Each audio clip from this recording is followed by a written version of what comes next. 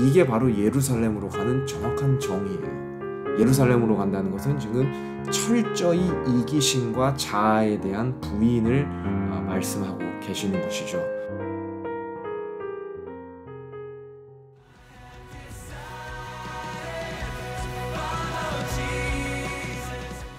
안녕하세요. 오늘은 소금 16번째 시간입니다. 오늘은 저희가 저번에 마가복음 7장에서 멈췄는데 오늘 계속 이어서 마가복음 8장의 내용을 계속 나눠보고자 합니다.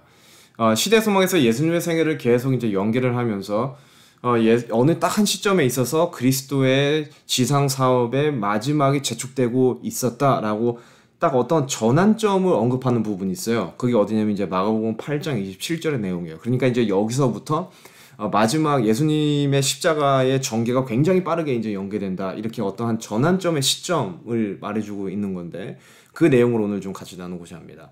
마가복음 8장 27절에 예수님께서 이제 제자들을 다 보내시고 다시 제자들을 거두시고 제자들에게 중요한 질문을 하세요. 뭐냐면은 사람들이 나를 누구라 하느냐 이렇게 물어보는 질문이에요.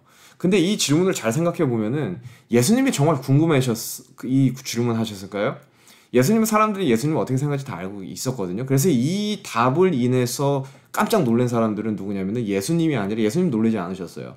이 답과 질문에서 놀란 사람들은 바로 제자들 본인들이었습니다. 왜냐면은 말에 나가가지고 어떤 사람들이 예수님을 침례 요한이라고 하고 엘리야라고 하고 선지자 중에 한 명이라고 하고 거의 대부분의 사람들이 예수님을 메시아 혹은 하나님의 아들로 인식을 하지 못하는 거예요. 그러니까 제자들이 이제 놀란 거죠. 그래서 예수님의 이 전환점, 즉 이 전환점, 십자가로 가까이 이른 전환점에 있어서의 이 첫 번째 이야기는 어디에 많이 초점이 맞춰져 있냐면 바로 제자들 본인들에게 굉장히 많은 초점이 맞춰져 있습니다. 그러면서 이제 예수님께서 제자들 본인들에게 물어봐요. 그러면 너네는 나를 뭐라고 하느냐? 그랬더니 이제 베드로가 그걸 덥석 물죠. 그러면서 당신은 바로 그리스도시요, 주는 그리스도시요 이렇게 대답을 합니다. 이것을 마태복음에서는 하나님의 아들이시오라고 말을 하고 있고 누가복음에서는 하나님의 그리스도시요 이렇게 말을 하고 있어요.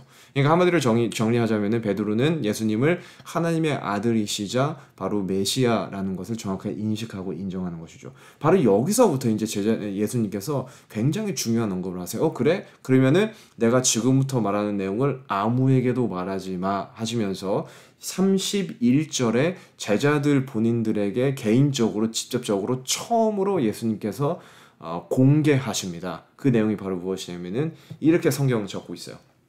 인자가 많은 고난을 받고 장로들과 대제사장들과 서기관들에게 버림받아 죽임을 당하고 사흘 만에 살아나야 될 것을 비로소 저희에게 가르치시되 이렇게 말하고 있어요. 그러니까 예수님께서 최초로 예수님의 죽으심, 십자가와 부활하심을 제자들에게 언급한 것이죠. 이것을 듣고 제자들이 충격을 이제 받는 거예요. 우리는 왕이 될 사람을 따르고 있는 줄 알았는데 죽을 사람을 따르고 있었어? 이제 이렇게 나온 거죠. 그래서 얼마나 충격을 받았으면은 베드로는 심지어 여기 보면은 예수님을 말려요. 십자가 그런 거 죽으시면 안 된다고 이제 뭐 말리는 거예요.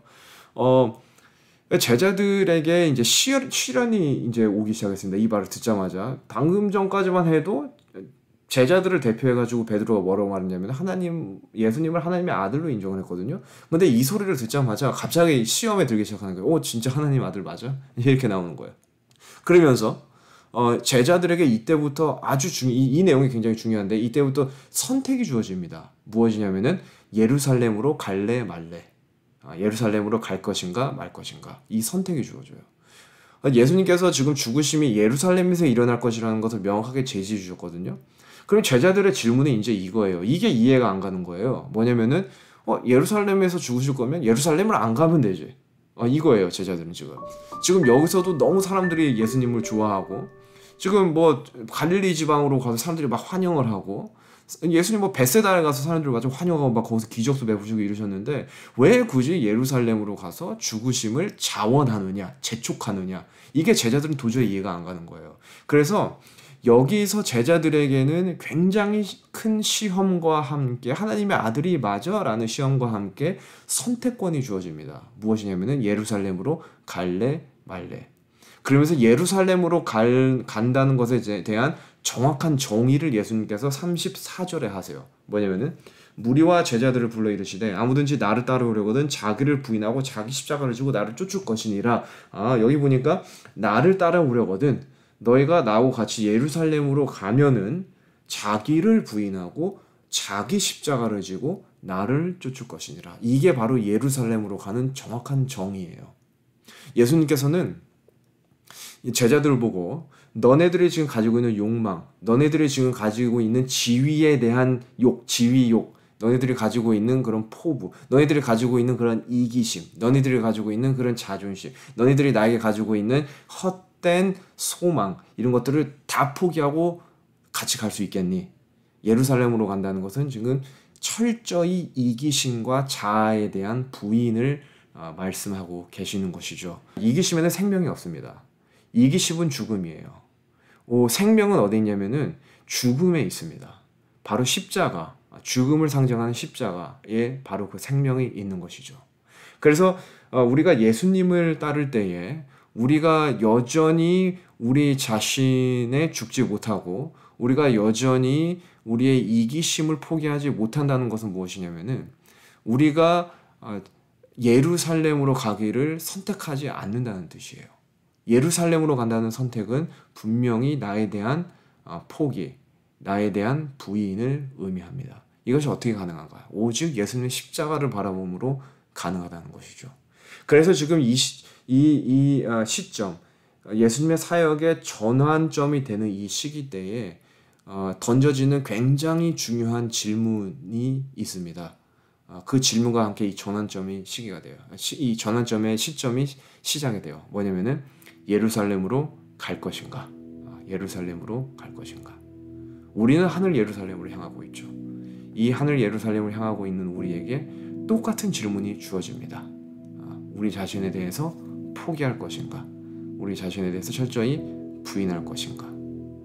예수님께서는 예루살렘을 선택하고서도 실패하는 제자들, 예루살렘을 선택하고서도 끝까지 예수님을 부인하기로 고집스럽게 그 정신을 포기하지 않은 유다, 예수님을 심지어는 나는 부인하지 않겠다라고 고집스럽게 말했던 베드로, 예수님을 모두 버리고 떠났던 그 제자들을 예수님께서는 이미 아셨지만, 예루살렘을 선택하고서도 그런 선택을 한 제자들을 이미 아셨지만 그런 제자들을 품고 가셨습니다. 그래서 예수님의 사역의 전환점의 이 시기는 이미 십자가를 예수님께서는 지고 가시는 모습이에요. 이미 예수님께서는 이 제자들을 품으시고 같이 가심으로써 또 인내하심으로써 이미 십자가를 지고 계셨습니다. 오늘 여기까지 하겠습니다. 다음에는 마태복음, 마가복음 9장의 내용을 보겠습니다.